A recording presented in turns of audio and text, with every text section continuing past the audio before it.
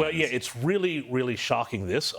Basically now they have put in this system whereby pre-sentencing reports, which basically automatically take into account your race, your gender, your circumstance, all of that to mitigate the sentences that you might get for whatever crime you're alleged to have committed and been brought before the courts and convicted of.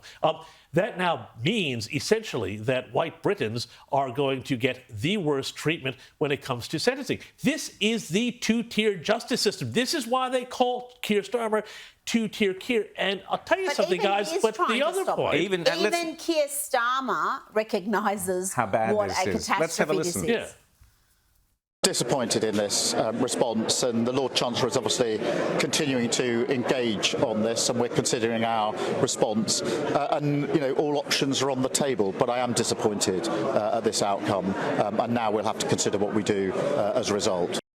Oh, I don't know, if only there was a Prime Minister who cared about the issue, could do something. You're the Prime Minister, Keir. I mean, he's acting like he's just some dude off the street who's a little bit aggrieved. Yeah, it's ridiculous. But James, the reality is what they have literally done is brought in laws whereby if you are any of those identity politics groups, women, gays, of ethnic whatever origin, anything other than a white man must be treated more leniently. So by definition, white men will be treated harsher under the British legal system. And we'll just be really frank about what we're talking about here. We're talking about, basically people of color, people of different religions getting a lighter sentence and a lighter treatment. And so this means, a lot of migrants who might commit crime, they're going to get a lighter treatment than somebody who is a Briton committing the same crime. That's shocking. Keir Starmer, I don't trust anything he has said there about claiming that he's distressed about that, because, this is the same guy who saw his opinion numbers absolutely plummet and then started talking about, oh, maybe we have to do something about immigration. Really, Keir?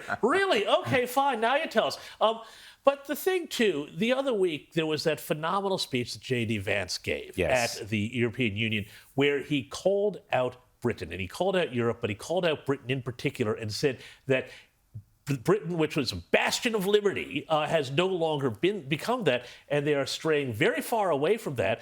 And the real point is that if America is going to go and defend liberal democracies, and you want to be defended, you've got to act like a liberal democracy. And Britain has strayed so far from the centuries. It took centuries for Britain to develop the traditions of law and liberty that we enjoy as well.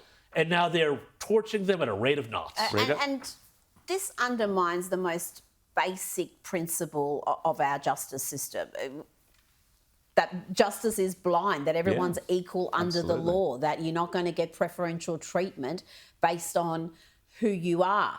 And we already see it happening even before this formal recognition that it's happening. We have seen it over and over again with people getting ridiculously lenient sentences and then having people in the UK locked up for being in an anti-immigration protest, even if they weren't guilty of anything that was approaching violence, but they were at a violent protest, so they were guilty by association. Same thing doesn't happen with these pro-Palestinian protests. That's right. A very different approach. So we have seen it over and over again.